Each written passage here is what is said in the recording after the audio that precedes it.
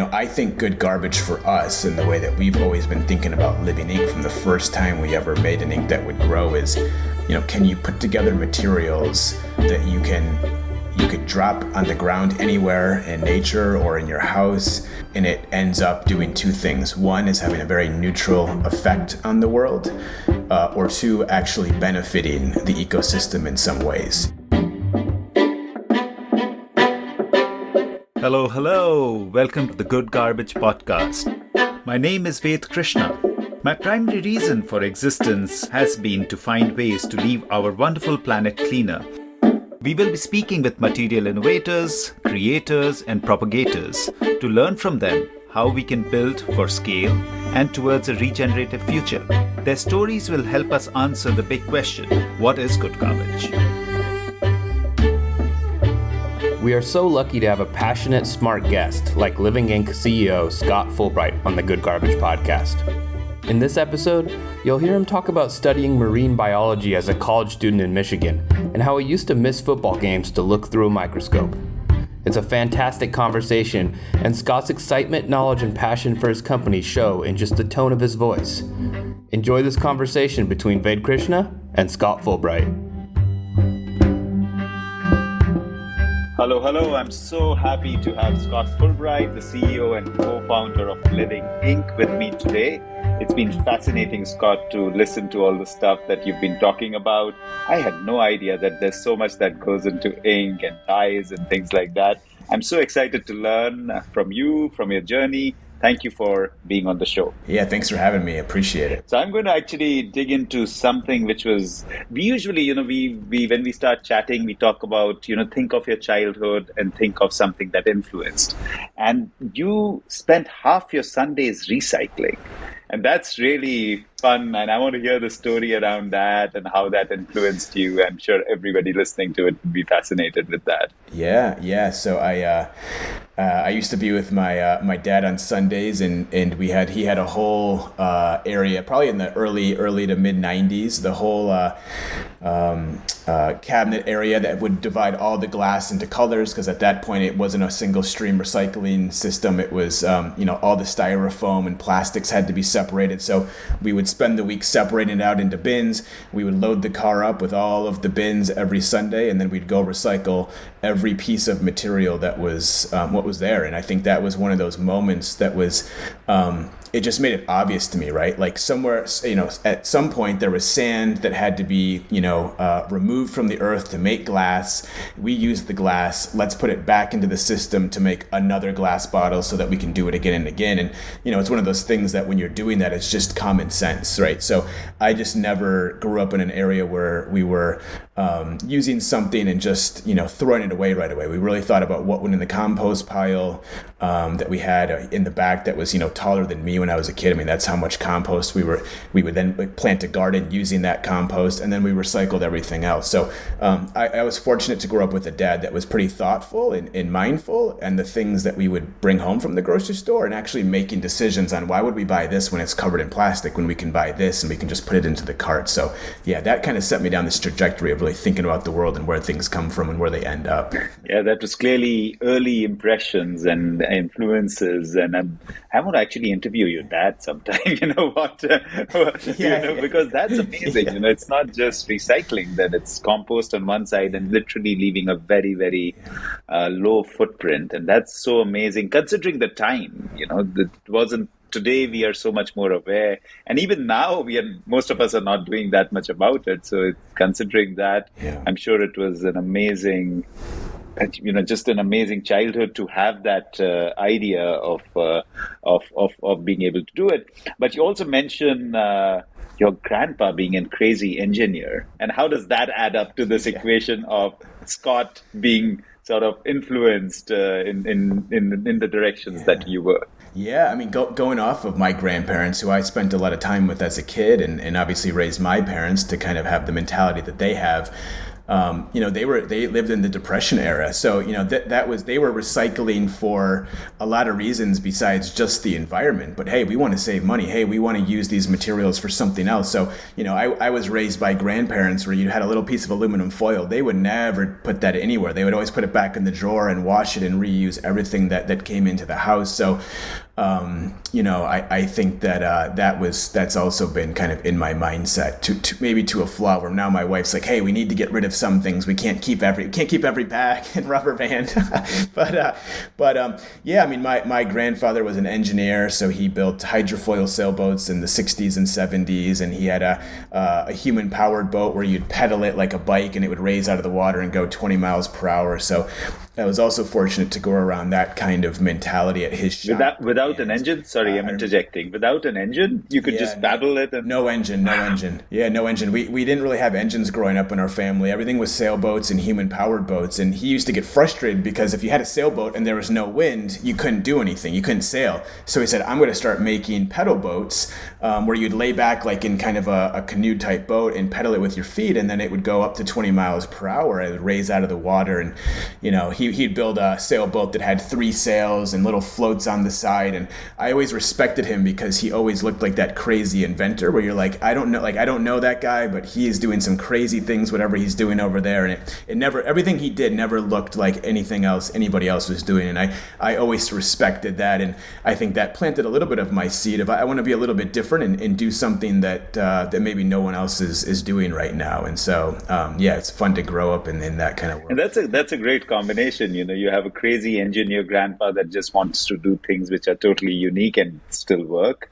And you have a dad, who I'm sure your grandparents were as well, but you at least have a dad who's very conscious about the kind of impact we are leaving. So I can clearly see the mix coming in you with, so many innovations as well as this whole intent of a positive impact on the planet. And I'm going to cut to another person who you mentioned in your talks is your grandma and the greeting card that created that impact. Is that really a true story, or you made it up?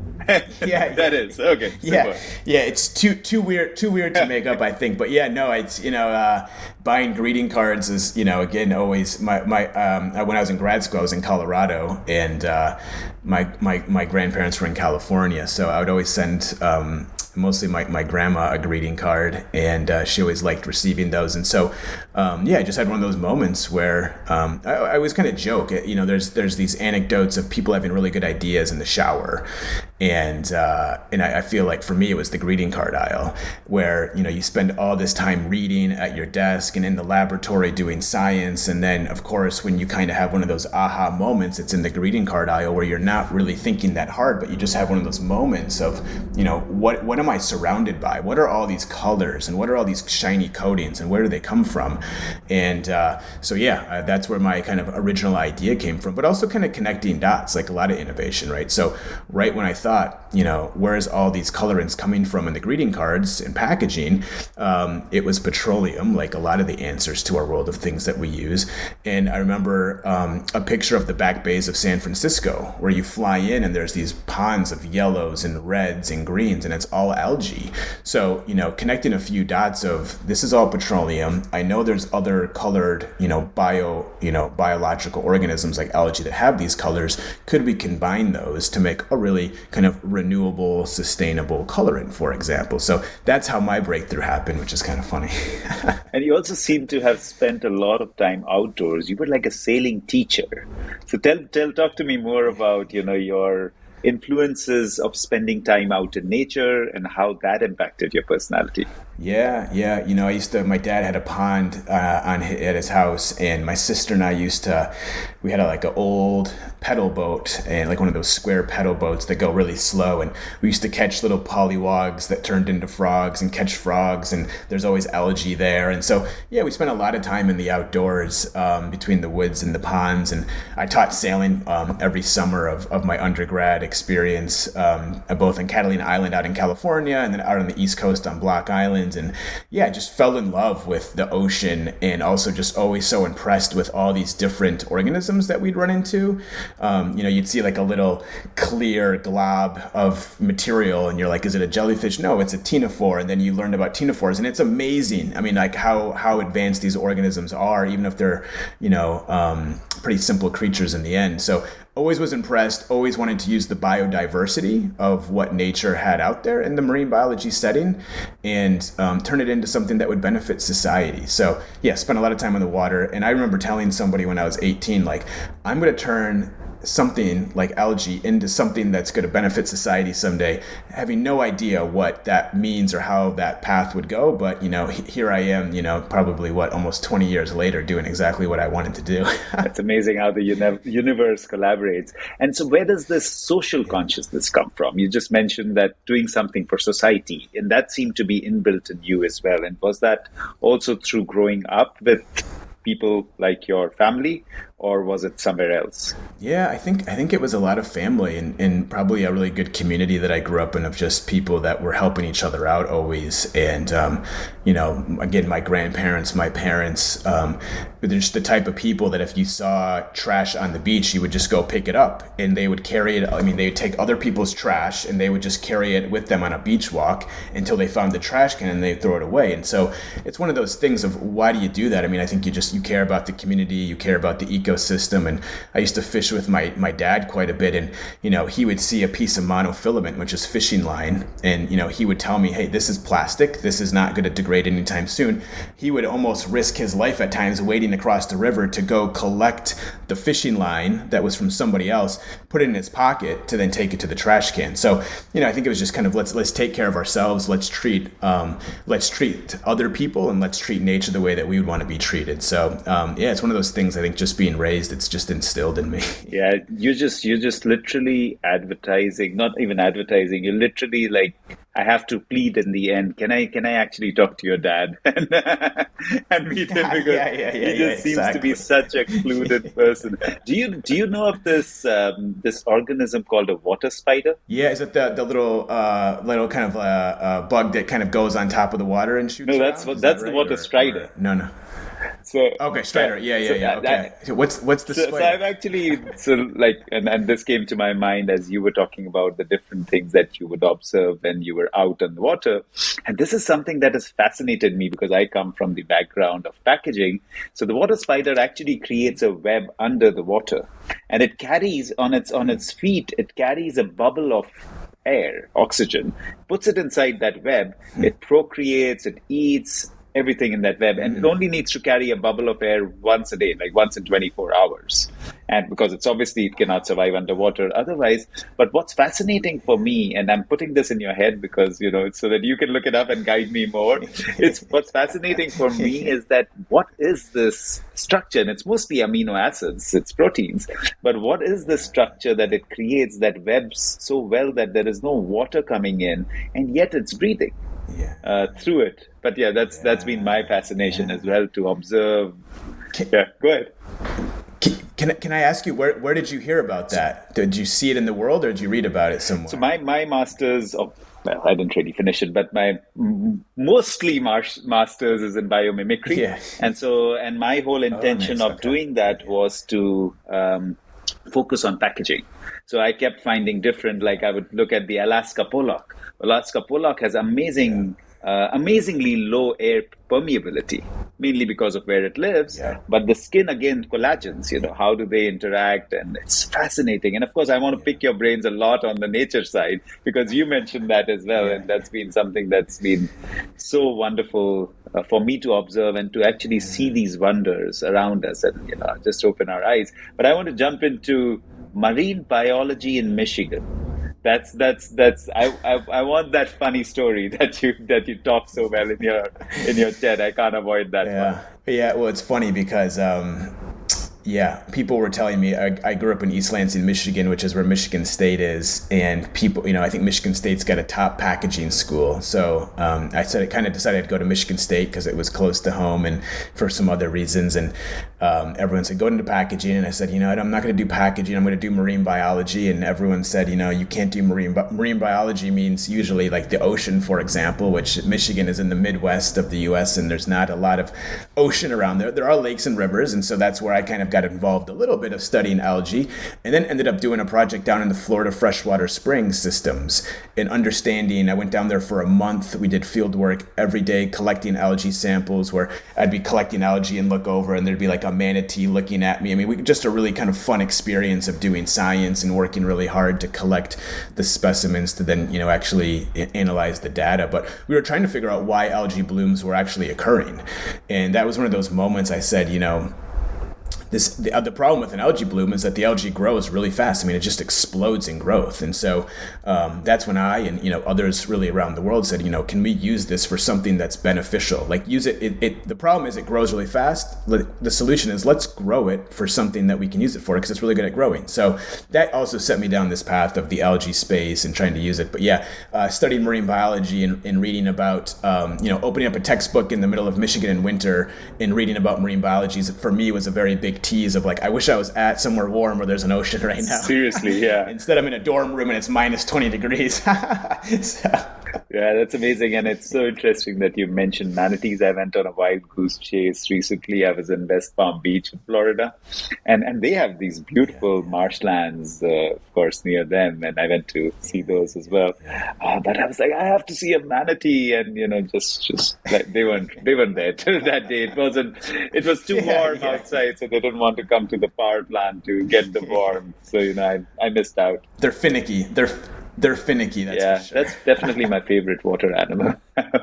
so I have to hang out with them more. So how does algae? Of course, you've talked about it in part, but tell me more about how did algae happen to convert from an interest to something that you really wanted to work with? What transpired and how did that happen? Yeah, it's interesting. I mean, I think that I've always been, like I said, I grew up in the pond in the backyard where there was always algae. Learning about, algae being the bottom of the food chain, that's a pretty instrumental thing to learn that, hey, the ecosystem has to start somewhere. And that really is algae going up the food chain, swimming in California in kelp beds and realizing that's algae. And that's where there's a lot of ecosystem and a lot of productivity. So I've always was interested in it. When I wanted to get some experience in the laboratories as an undergrad, I got my first job where I was partially volunteering and partially getting paid to get started was at a algal ecology laboratory. And that's where I kind of dipped my toe in the, taking samples, growing algae in laboratory environments. And, it's one of these things where if you see a flask of algae, like a little cup of algae that's really green, I mean, it really does intrigue me at least. And I think it's very... I start to wonder what's going on. I mean, I remember I got so into it when I was younger that I remember instead of going to the football game, I would go and I'd like do my work and I would count algae cells under this microscope because it was just fascinating to see things under a microscope that we just, it's already out there. We just don't see it because it's under a microscope, but you would see something come up and like eat the algae cell, then spit it out. That, it was just this whole world. And it was almost like a meditation where you'd like enter this whole new world. And I was still counting cells and doing my kind of job that I needed to do. But once I kind of looked under the microscope, I'm like, there's some really fascinating things going on here. And there's a lot of molecules. There's a lot of organisms that we might not even know about right now that could, still benefit society. So really got interested in the biodiversity of algae and like how different some of these algae species can be, right? You got red colors, you got green colors. It's mind blowing how much biodiversity is out there. And just taking that forward, is that also different kinds of cellular structures, and where does the color come from? Is that pigmentation? What is it? Yeah, there's all sorts of pigmentation. So yeah, if you get like a orange color of algae, that's like beta carotene. If you've got green, that's chlorophyll, like you'd see like in a leaf on a tree. So yeah, there's different pigmentation of the algae. Sometimes those algae are already those colors. Sometimes they're dynamic, right? You can have a green colored algae one day, and the next day it's red because it was starved of a nutrient. So as it goes through this dynamic environment, it can actually start to change. Physically, it can change color-wise, but also like kind of the morphology can change. But yeah, I mean, you've got a bunch of different types of structures of some of these organisms. There's like little diatoms, which are basically little pieces of glass, for example. And you look under there, and it looks. I mean, they're just some of the most beautiful things of art you've ever seen with the diatom structure. So tons of biodiversity.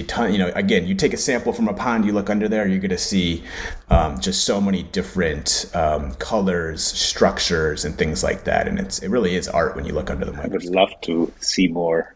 Sometime I'm going to peek into, the probably drop by to your place and look into the microscope, because I'm sure it must be amazing. And, like just this idea of these structures, which could be so fascinating.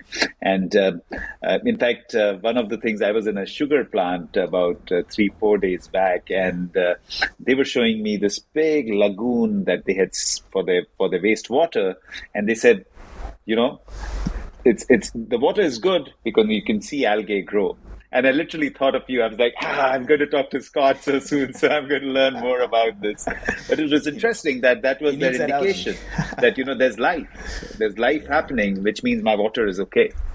And that was such a great indicator. Yeah, that's really good, and it's funny. That is interesting, going off the algae story that I just told, like the first job I got out of school after that ecology experience was growing algae for biofuels. And we would have these tanks of algae, sometimes these ponds of algae, kind of what you're mentioning at the sugar plant. And I remember, one of the people that I worked with there, who was a mentor of mine, she would smell the different flasks and tanks and ponds of algae, and she could tell you if the algae was growing happily and really productive, or if it was unhappy, right? If it starts to smell like grass, you'd go, oh, that's a happy algae pond right there. And if it started to smell like rotten or, not good, you'd go, there's some degradation happening there. It's not going well in that tank. So we'd always kind of joke that, there's all this science analytical equipment, and then, she could just look at it and smell and go, no, this is good, this is bad, So I did not know there was such a thing as an algae whisperer. Yeah,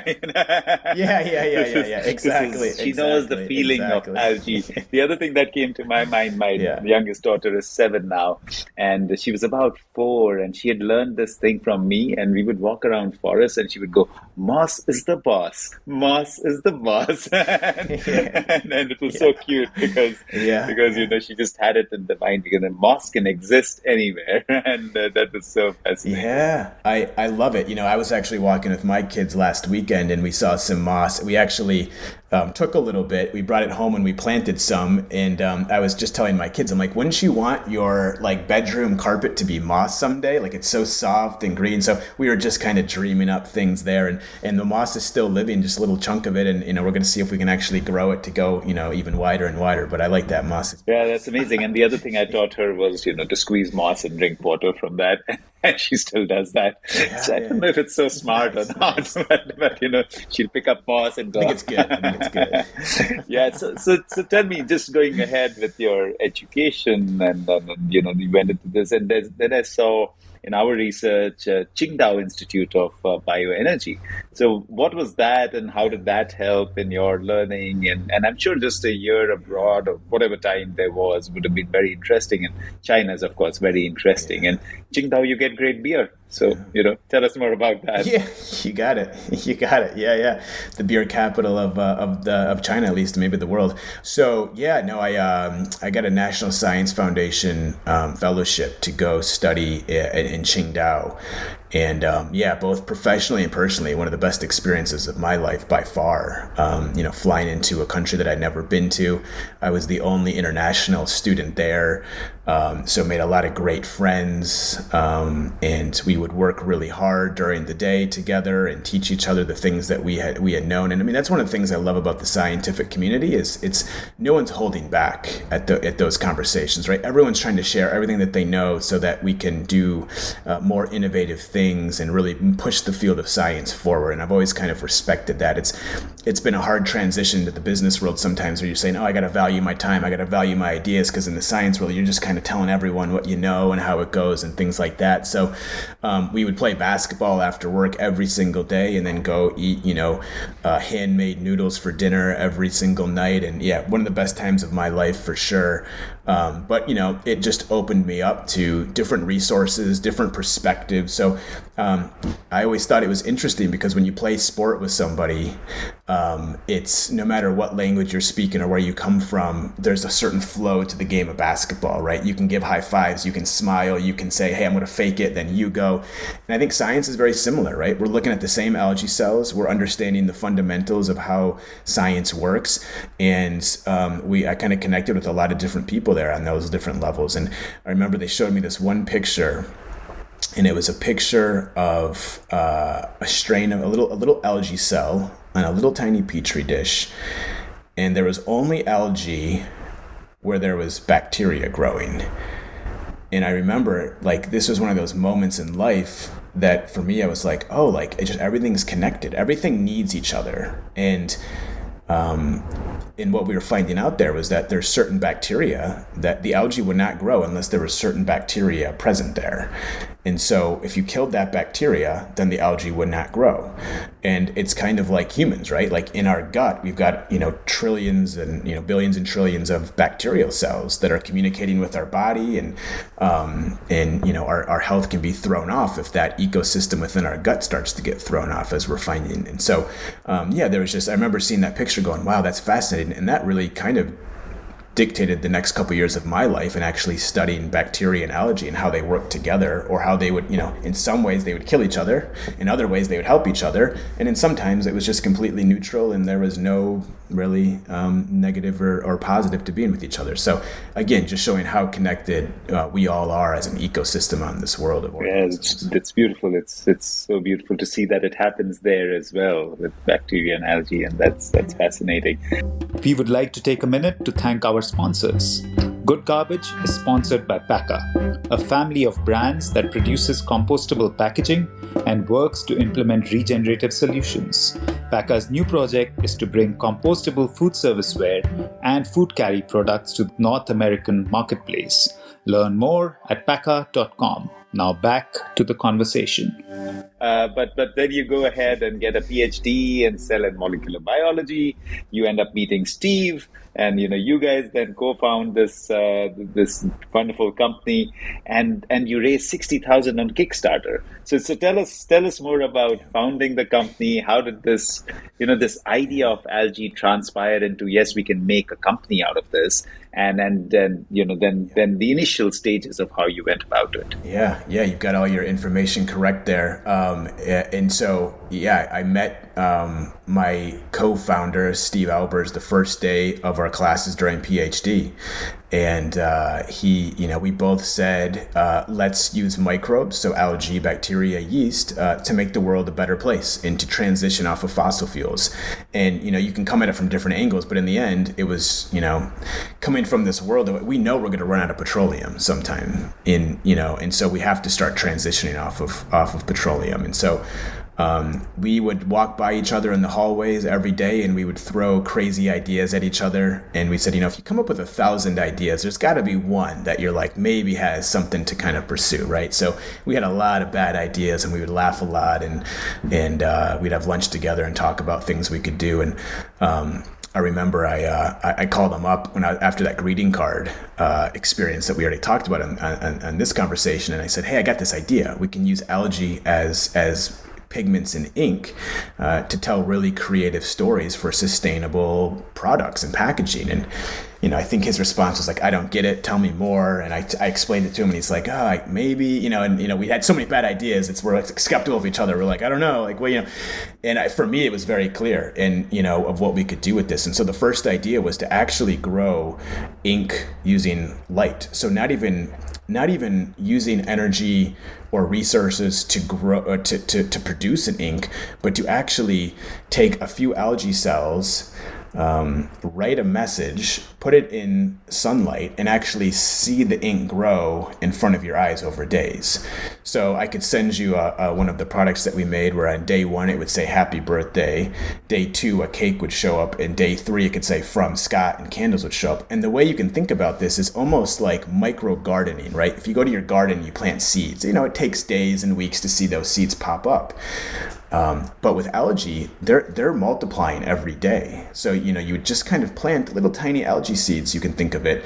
And then when they got exposed to light, they all started to, one cell would divide to 2 cells, it would divide to 4 cells. And next thing you know, you've got millions and billions of cells that are already kind of starting to tell a story and turn into an ink.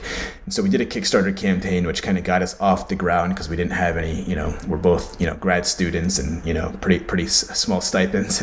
And so we did the Kickstarter with kind of friends and family and other groups, and it's a great experience, right? Like, I think at one night I was going to bed and I opened up the Weather Channel to look at the weather, and I saw that there was a story was on us, and it was like, this company in Colorado is making this ink that would grow. So it kind of gave us a taste of like PR and making a product. We learned what to do and what not to do, and we're still learning. We're still taking some of those lessons of what not to do and saying, remember, we already did that. Let's not make that same mistake again. And so we both had thought about doing like MBAs, and we said, rather than doing an MBA, let's just go build a business and learn how to do it, and learn by doing. And that's what we've been doing really for the last several years. It's amazing. It literally sounds like bromance at the first idea. Like meet on the first day, start exchanging the idea, and you're like, oh, you're my man.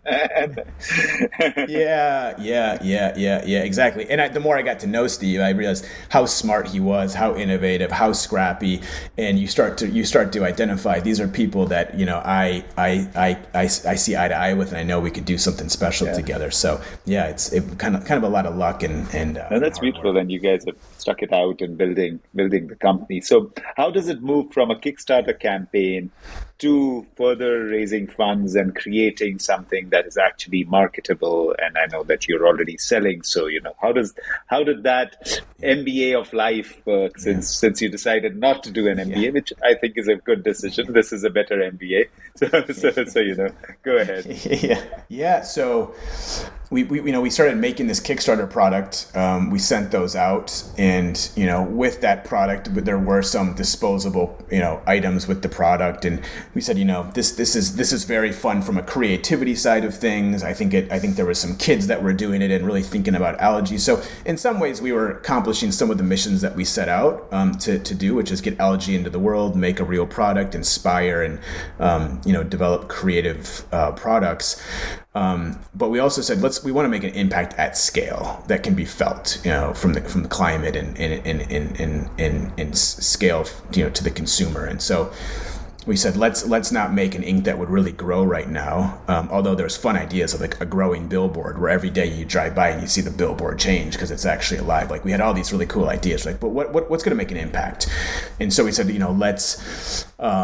let's set out to make a real ink that's a really high bio-based ink where the pigments are all bio-based colorants. And so I remember I had flasks of algae all around our laboratory, and one of my friends at the time was a designer, and he said, have you ever screen printed this stuff? And I said, no, I don't think you understand what we're doing. I don't think that would work. And he just said, take my screen, take my squeegee, and just play around with it in the lab. And so we started to just play around with that. And I remember it was pretty late one night where I just did a screen print, which is basically jamming, this ink, very fundamental ink through the screen. And I pulled off the screen and it was this beautiful image. And I was like, oh, we actually have the ability to make a real ink that doesn't just grow and it's not just kind of niche.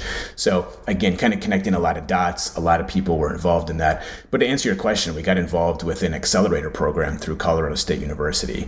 And we applied, we joined the program. It was like a 12-week program. What's a patent? What's an LLC? Really the basics there. And then they also gave us $4,000. And at that point we're thinking, wow, okay, we've got some money now to kind of get some lights and get some algae, and that was really one of the seeds that set us in the direction to go do more and more. And so this my presumption is this hadn't been done before. Were there people who had actually created ink from algae, or it was an absolute new domain? As far as I know, a completely new domain. Wow. I had never seen anything like that. I think I remember seeing algae that had been really concentrated at one point in my life, where it was like a paste kind of material, almost like a toothpaste consistency. And I was like, oh, it kind of looks like paint in some ways, or, could you ever and I mean, I don't remember the time where I was thinking that, but I just, throughout that time, I think there's a lot of things that I saw over the years that just kind of added up to then starting to connect it and say, okay, let's do this.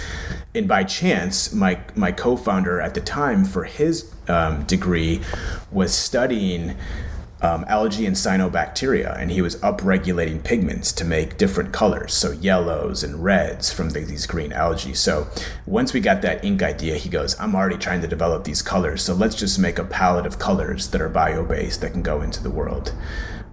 So yeah, it's been a interesting journey of pivots and learnings. Yeah, and how does so let's dig deeper into the actual technology and how does that work? How do you take a bunch of algae and then, make it into ink? And then you just mentioned, and this was one of my questions, that, do you just leave it as a natural color or do you put more dyes and make it into different colors? And I guess you do, is what I'm guessing by the last comment. But yeah, would love to learn more about the technology itself. So we basically take algae cells and they, we can upregulate different pigments in there. We can use the entire algae cell as a pigment, which is just a little tiny spherical cell full of pigments, or you can extract those pigments and you can get a really high dense colorant. And so we let the algae kind of grow those pigments, and then we can put those pigments into different ink formulations. So when you think about ink just a high level, if you look at 100% of what ink is, about 80% of ink is things like water or vegetable oil or solvents or petroleum products. And then the other 20% are colorants, and the colorant is what gives it that color. So we knew that there was water-based inks. We knew that there was soy-based inks, which is that vegetable kind of carrier component. And everyone we talked to in the ink space said there's really not a lot of, none really bio-based colorants out there. So that's kind of that next stage of innovation in the ink space. And we said, okay, that's, there's a clear problem from what we're talking to in terms of there's no one else out there doing it. We have some know-how of developing colors from these bio-based solutions. Let's combine them. And I remember I went on LinkedIn back in probably like 2016, and I found one of our advisors, Terry Clayton. And Terry had spent decades in the ink industry, and he's just a magician when it comes to chemistry.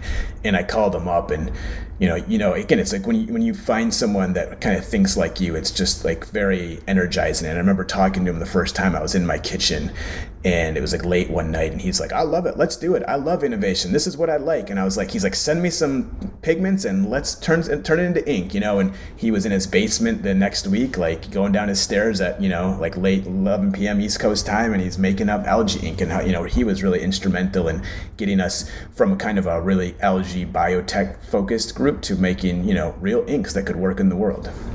Yeah, that's beautiful. I agree with you. When you find some people who can encourage you in different ways, then you're just more inspired to do things. And so yeah, it's just a little more. So you said something which was absolutely wonderful, which was trying to do it at scale. So how do you see that now? Like is that looking absolutely feasible, that you can take a bunch of algae, create this, add the right pigments, and create a whole bunch of colors? Where are you now with that? Yeah, so good question. We basically are a pretty practical group of we're really sold on trying to make this happen in scale. And so we started to talk to some of our suppliers. So, we work right now, when we scale up, we work with algae farms, algae companies that are already growing algae for various products. And they generate sometimes a waste product or a byproduct from their processing steps. And we can take that material and we can make our current black pigment. And what gets exciting about that is that, we don't need a bunch of money or a bunch of time to scale up to get that algae supply. It already exists out there, and we can take that. So we've been able to scale that by taking that material and turning it into our black pigment. For the colors, we have been developing that in-house. We've got purples and blues and yellows and reds. It's all relatively smaller scale right now. So what we're doing at Living Ink is we've launched the black product. We're scaling the black product. We can make dozens of metric tons right now with the goal of making hundreds of metric tons in the next year or so.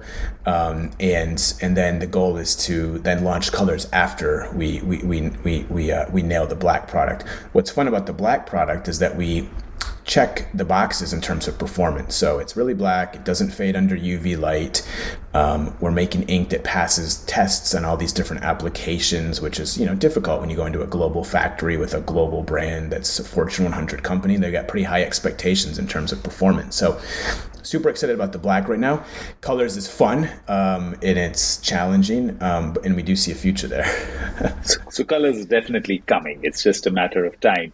It's a beautiful name as well, Living Ink.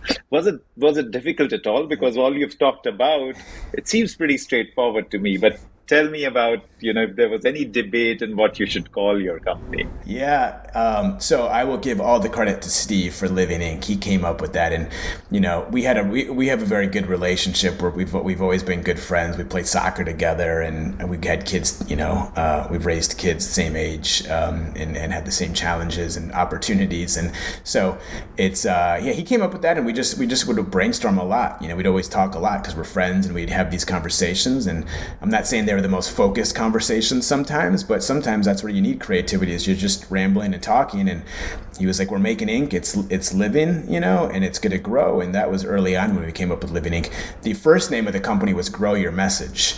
And we had this idea where, people could kind of make their own message, and then they could actually grow it using that sunlight, like that first technology that I talked about. So we went from Grow Your Message to Living Ink, and we added technologies on the end of it because we've always seen ourselves as a true technology company, developing innovations, and turning those innovations into scalable products. So yeah, Living Ink Technologies. I'll give all the credit to Steve. Super. And just on the comment that you made, and this question came to me before as well. So it grows when you have that sunlight exposure. How does it stop growing? Yeah, for that product. Yeah, so I'll be clear, we're not making that product actively at the moment, but the way that would work is it was really amazing. It would only grow. So the way that you could put it onto the paper, it was really defined line. Like it would never grow past where you would put it. So it would grow and multiply right where you put it, but it would never go kind of crazy or sideways or up or down. It just kind of stayed where it was planted. So we were always pretty impressed with how crisp that was for having a living organism.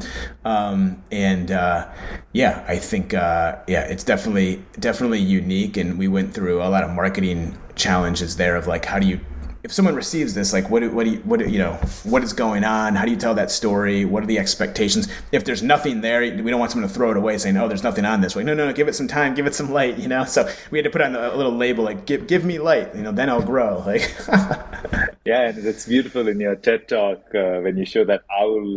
It's just so wonderful to see that, and you did the whole time lapse on that. And I would encourage everybody who's listening to definitely hear your TED Talk, because you're such a wonderful speaker, and just keeps you totally centered. Like you don't want to even blink when you're talking. So it's so cool. But let's talk about the black ink then. And how do you see yourself in terms of course, you mentioned scale, but in terms of cost, are you able to come close to the petroleum-based products, or where are you? I'm sure that's a challenge that you're already facing, probably. Yeah, it's a good question. And so some of our products actually are at price parity right now. So we've got some screen printing ink in North America where we're at price parity or very, very close, depending on the specific product.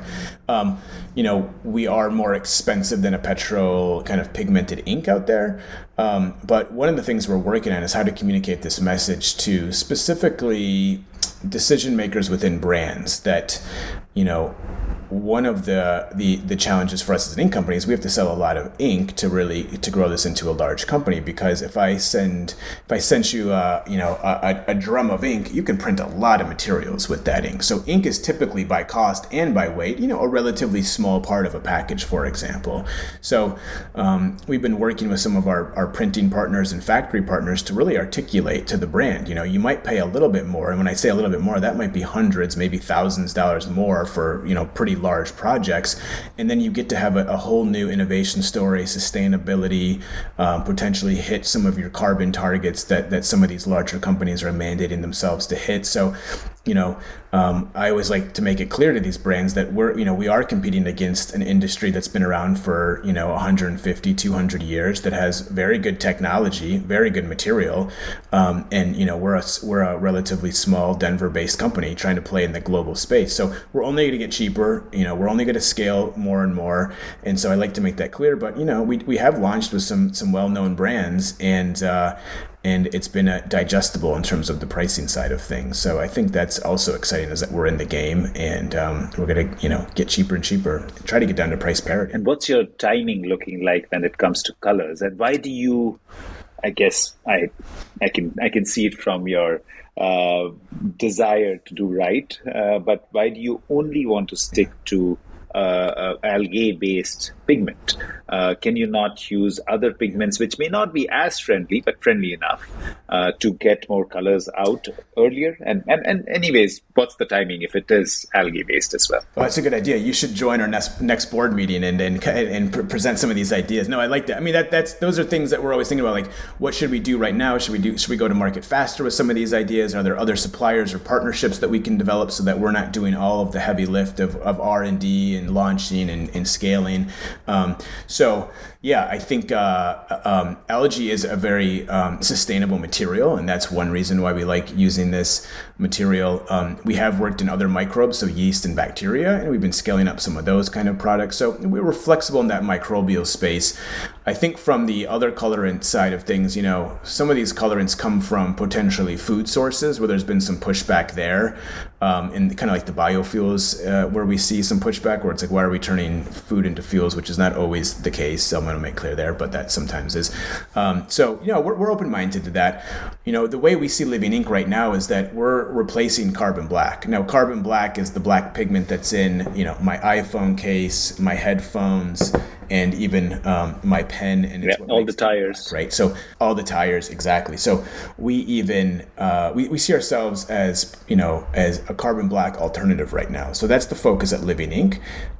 There's about 16 million metric tons of carbon black used around the world. It's a big market. It's one of those things that everyone goes, oh, it seems niche, and then you start to realize that, like, even my wallet here, like, that's carbon black that makes it black. So we're doing everything from rubbers to plastics to leather to inks on shirts to then packaging. So we see a huge opportunity just within the black market. I think 40% of 40% of the ink market's black.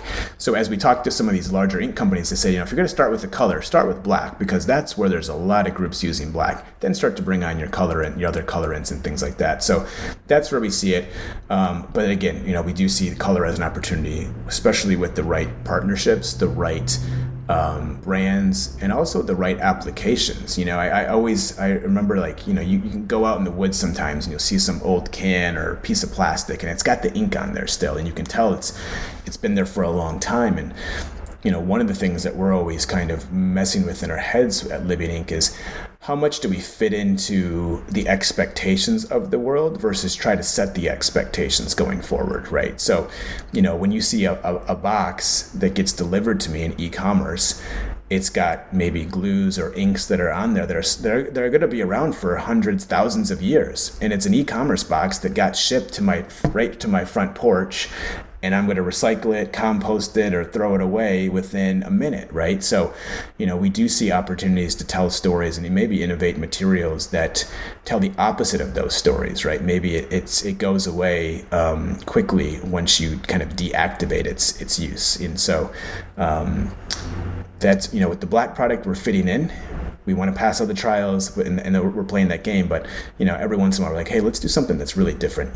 Could you be drinking a Starbucks coffee or any coffee, and it's got a little sleeve with the logo on there, and as you're drinking that coffee, it starts to fade away because it's literally biodegrading. So those are those fun innovation ideas we have.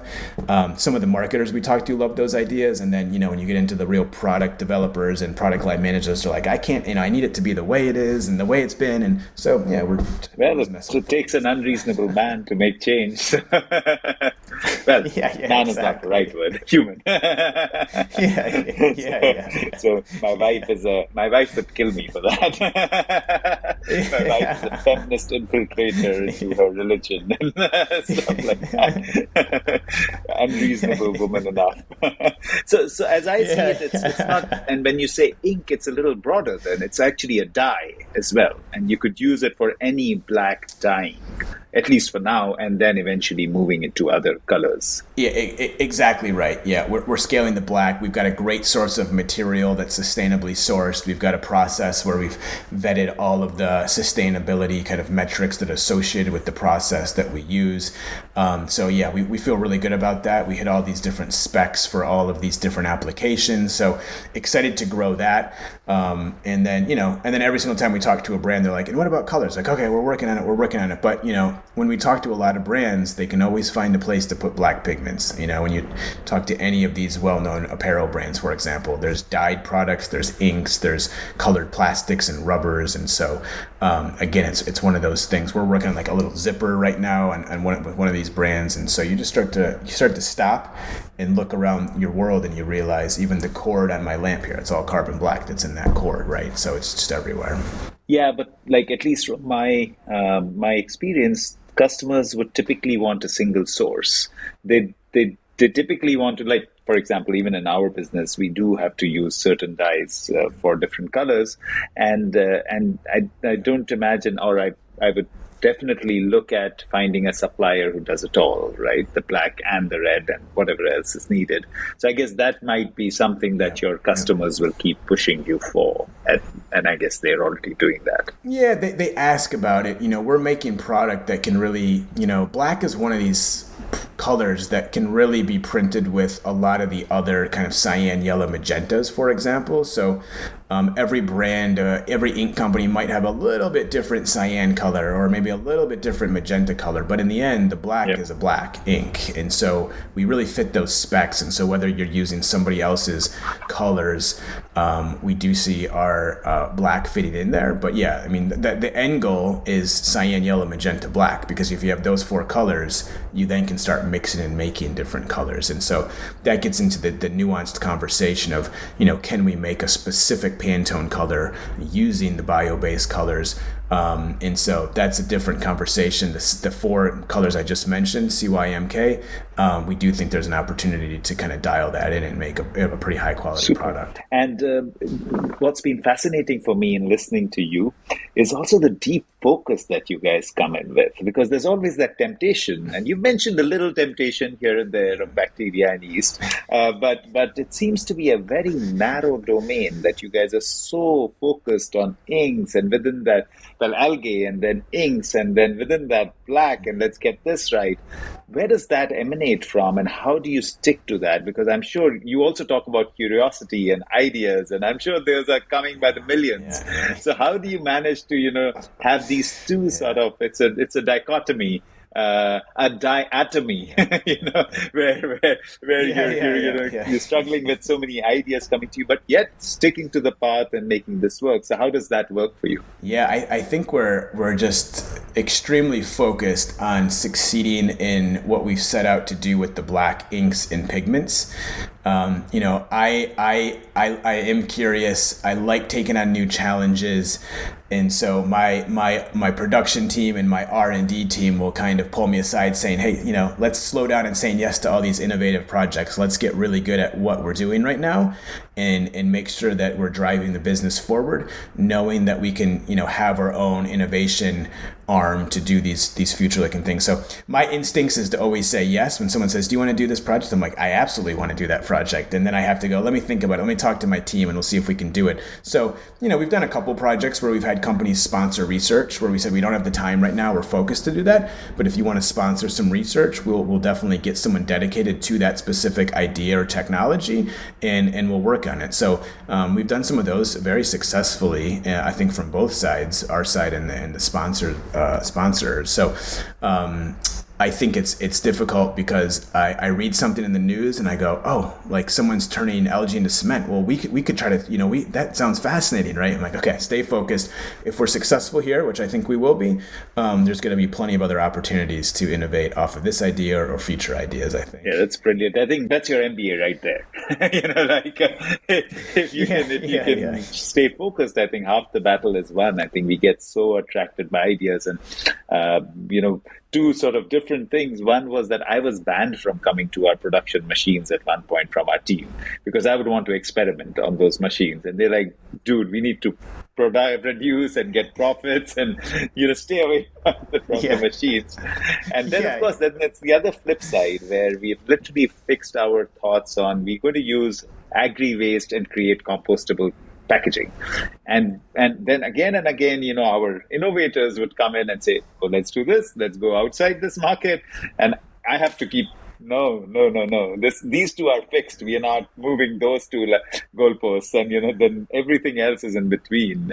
But it's such a struggle, right? There's always so many great ideas that people come in with. Yeah, I hear you on that. And I think that sometimes you get, if you step outside those goalposts, sometimes you get rewarded, right? And sometimes that can be a good thing. And sometimes it's a bad thing because then we start to say, well, what else are we missing? What else am I saying no to that is a huge opportunity that I'm being so laser focused right now that we're not even paying attention to? So it's that fine line between being innovative and exploratory while also staying focused and closed-minded. And I think that's a really challenging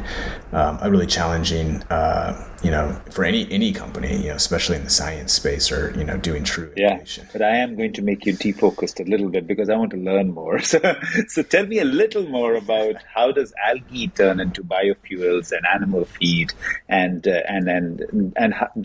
do you feel that has a future as well? Yeah, I think there's a future there. I think there's been a lot of sponsored projects by different agencies really around the world, from the Department of Energy to the National Science Foundation, who are, really driving the algae sciences forward. I like to remind people that when we think about corn or potatoes or soy, those kind of crops have been around for 10,000 years, right? We've been breeding those different organisms and learning how to grow them. And when you think about algae, it's a relatively new crop in terms of how to grow it at mass scale, how to do it cheaper. So there's a lot of good research going on by various companies and universities around the world. So I think there is an opportunity to grow into these different sectors. I think there's a lot of smart companies right now who are starting off doing kind of the high value products like cosmetics, for example, and food products, and kind of building the company there, knowing that the phase 2 of those businesses are probably to go more into the commodity space and industrial space. So I think there's a great opportunity there. The way that it really works is that these groups can grow algae in things called bioreactors, which you could think of as like glass tubes or bags, or you can grow algae in a pond. So think of a kind of an oval pond that's about 8 to 10 inches deep with a little paddle wheel that just kind of moves the river around in a very light flow, like a little river. And the algae multiply every day. So the algae grow, and then you harvest the algae. So you could do that by spinning it really fast so that you concentrate it. And there's other kind of filtration techniques to basically remove the water from that algae. And then you've got this kind of paste-like material that can go, you could dry it, you could extract things from it. So when we think of fuels, one of the ways people have thought about doing this is growing algae, extracting the oils that are already within those cells, to make a biodiesel, for example. And so, you could take the waste from that product and you could actually potentially feed it to aquaculture and feed animals. So, there's a lot of opportunity. It really comes down to getting it into the world and figuring out where those challenges lie in terms of the scale up and the actual product. And I think that's something that we focus on at Living Inc. is let's make a real product, let's get it into the market, let's get the feedback, and then keep iterating on the innovation to make it work. So that's high level kind of the algae industry. Super fascinating. I do want to throw a little more light on the environmental impact side and just for the listeners to learn more about how ink, what is ink? And you mentioned it a little bit before, but maybe expanding a little more on that, and the kind of impact that it has, and of course the difference in, because this is like a carbon negative product, and how does that differentiate, and then the overall end of use, end of life impact. There's about 16 million metric tons of carbon black used around the world, as we mentioned, all the rubber applications and inks and beyond. For us right now, where we're focused on that application specifically, we could remove about 100 million metric tons of CO2 emissions per year. I believe that's an order of magnitude larger than like Chevron's Scope 2 emissions. So, it's definitely impact. There's significant contributions that we can make as we scale this to remove CO2. I think it's a really interesting idea to produce carbon negative materials because the way that I was raised of kind of not consuming things or recycling things, when you start to develop a carbon negative material, the more of it you use, the better. So we have some of our customers who are like, add as much pigment as you can, because that's where we're seeing the carbon negative attributes. And we'll say, okay, we can do that. It might be a little bit more expensive. And they say, that's okay. We want you to use the carbon, we want you to use the pigment so that we have more of a carbon impact on our product. So those are encouraging conversations where the more of a material you use, the better from an environmental standpoint. In terms of ink, I think there's about 9 billion pounds of ink produced every year. And so, it's, I should have some fact of like how many swimming pools that is, but it's a lot. And it's one of those things that you look around the world again, and you go, oh, it's everywhere.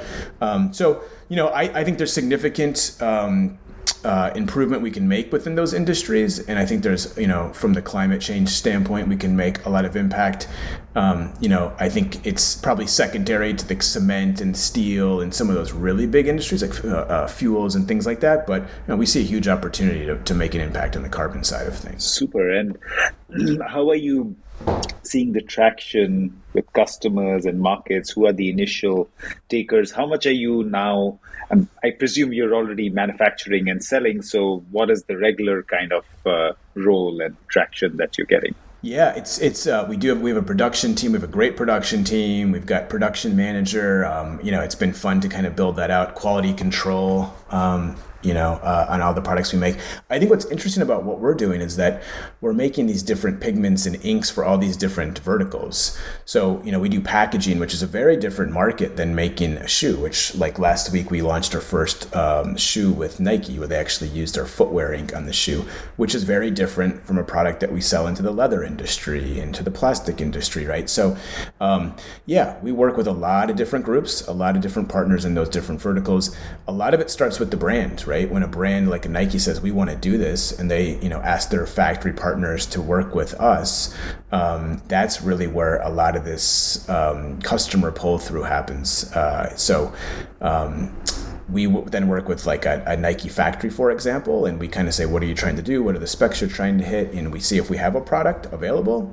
And if we don't, then we can say, well, maybe we can make a tweak to one of our existing ones and we can send something over. So we're getting some consistent factories who, we got a partner out of Colorado called Eco Enclosed that does e-commerce. They're one of our consistent customers where they offer us to a lot of their different existing and future customers.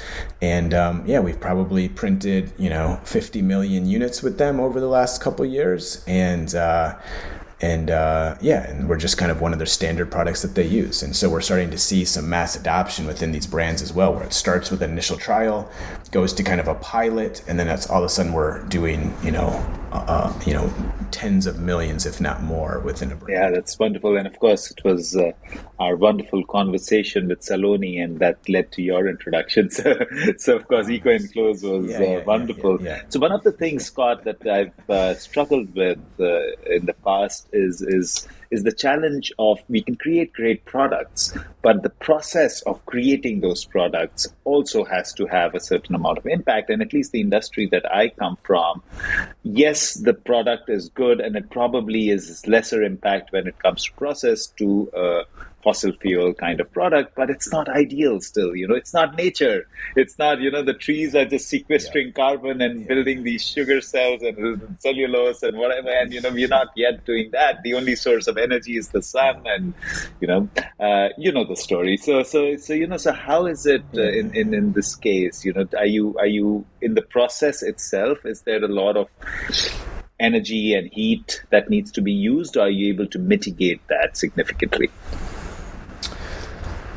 Yeah, I think a lot of our impact starts with the starting material. So using a sustainable sourced material. When we work with these different suppliers of algae, for example, they're consolidating that source of material in one spot. So, we're using a waste stream, and that waste stream is a consolidated waste stream that comes out of a single area. And I think that's different than, there's been projects in the past that say we're going to go up into the mountains of Colorado and collect the dead wood from a beetle kill disease, and then we're going to come process it. Well, by the time you spend all of the energy and carbon to go retrieve that material, it's already, as you mentioned, it's already not really even better than using just petroleum. So I think we've opened up our mind to that a little bit of it has to be good for us to do this. And, one of the breakthroughs that we had in this process is we said, we don't want to scale anything that's not going to be better than petroleum. And in the end, petroleum is not great, but, it's getting pulled out of the ground, and, they make high quality products. So it's tough to compete against, but we did a full life cycle analysis looking at carbon emissions with Colorado State University and one of the professors there. So we did all of this work to collect this data. We gave that team the data, and they crunched it, and then they're the ones that have come up with kind of giving us this negative carbon metric with our process. And that was one of the more exciting days I probably really had in my career, which is, okay, not only can we make this, but it actually is beneficial, and we are using a waste product that typically gets incinerated or dumped into the landfill. You start to combine those stories, and that's when we said, okay, let's make a go at this and really scale it, because we've verified that it is better than using a petroleum-based pigment and ink. So we are still using energy, we're still handling material, we still are moving material around. It's just that when you have a carbon negative material, you're actually sequestering more carbon than you are emitting during that manufacturing and processing of the material. So you're spot on. Just because it's bio-based doesn't always mean it's good from the carbon standpoint, for example. I'm just going to pick your brain totally randomly, and this is for selfish interest. So, of course, I'm totally inspired by nature when it comes to packaging. And what we see is fundamentally two building blocks. It's amino acid and some hydrocarbon chains, sugars. Those are the two building blocks. You have some minerals and a little part of the periodic table that goes in.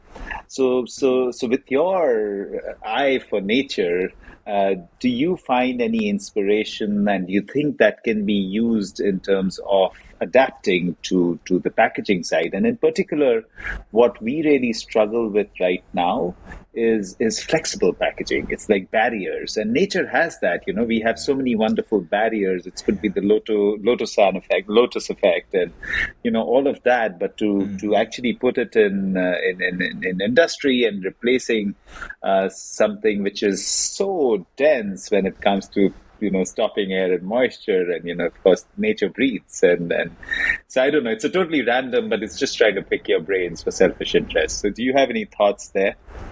Yeah.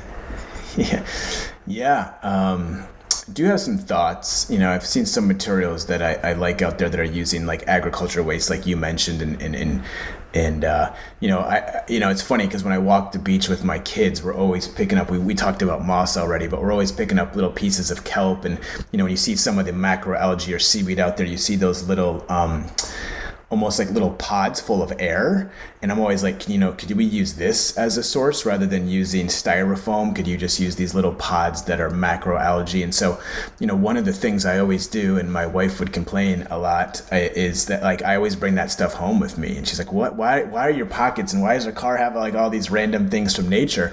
But I always want to see how they're going to persist, right? And I think one of the things that I've seen is that, nature needs moisture a lot of the time, right? So when you see like a little kelp leaf, for example, and it's wet, it's super flexible, it's super robust, and then, you let it dry out and it becomes more fragile. So, Steve and I have always been kind of thinking about how do we use biomaterials where we can develop technologies to help kind of keep that moisture there. And I think there's ways to do it. I think some of the challenges I see as we start partnering with global manufacturing partners is just kind of like you said, like you're an innovator and your production team didn't want you near the production, so how do you take those ideas that are maybe a little bit different than how you would normally run a facility and start, implementing those into the real world? So yeah, there's the innovation step of things, and then there's that real world application side of things. So yeah, I'm always thinking about those things. I don't have any major solutions in this conversation, but like I love the macroalgae type idea. There's 25 million metric tons of seaweed down in Florida and Puerto Rico that gets washed up on the shore. And, we're not the only ones looking at that material. There's a lot of groups out there saying, what can we make with this in packaging or cosmetics or anything like that? So I think there's potential, but that's where, people like you and I need to chat more and develop those ideas. I don't know about you, but I'm definitely getting you to one of our board meetings just to pick your brains and to show what we are doing. And another fascinating thing which you would love is that so we also produce a lot of pulp and paper from agri waste. And typically what happens in a paper machine is that the natural tendency for the fiber is to orient itself at about a 25-degree angle as it's moving.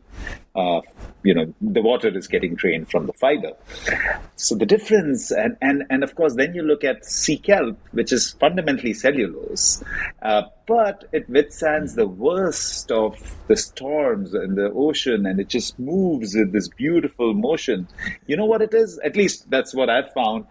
It's only the degree at which the the fibers are based. It's 60 degrees, and it just makes it much more elastic. And that's again the wonder of nature, right? It's that little thing so I'm sure there is some way to orient from 25 degrees to 60 degrees and see. We just haven't gotten to it yet, but sea kelp, that's what it does, 60 degrees.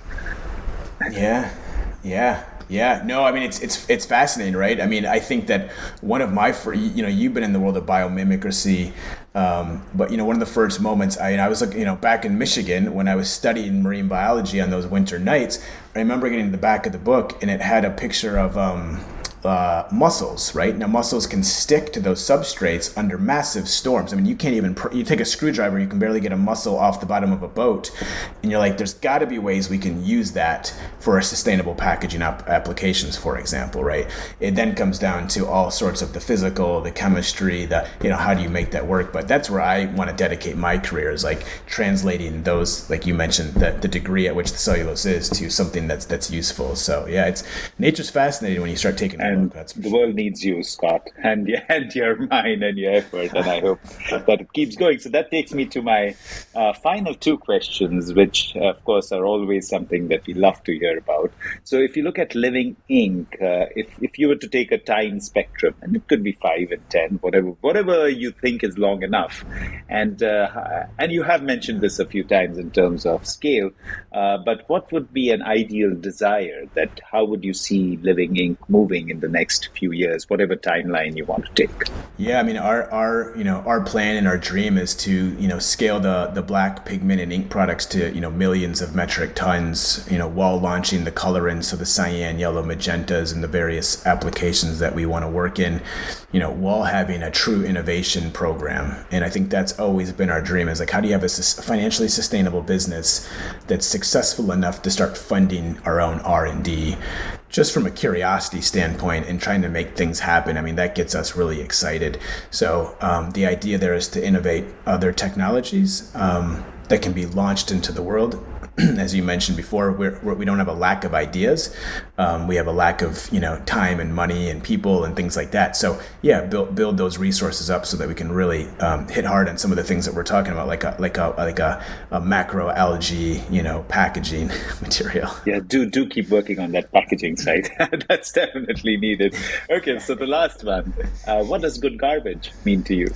I think good garbage for us, and the way that we've always been thinking about living ink from the first time we ever made an ink that would grow is, can you put together materials that you could drop on the ground anywhere in nature or in your house, and it ends up doing two things. One is having a very neutral effect on the world, or two, actually benefiting the ecosystem in some ways. And if you take our black pigment and you dump it in a crop field or you dump it in my backyard, that pigment will actually beneficially affect the grass or the plants to grow. And I think that's what gets us excited. Is can we get a material like that in all of these different materials, from the substrate to the glues to the pigments to the other ink applications.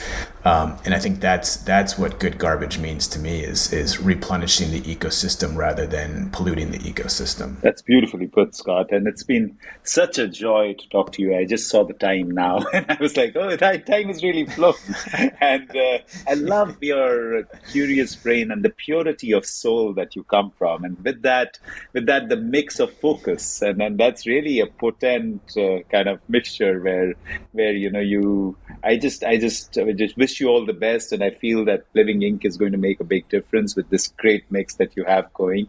And I look forward to more and more success for you, and of course I look forward to learning more from you. Thank you for taking the time and being on the show and sharing all these wonderful ideas. Thank you. Thank you for listening to the Good Garbage podcast. Follow us on social media to never miss an episode.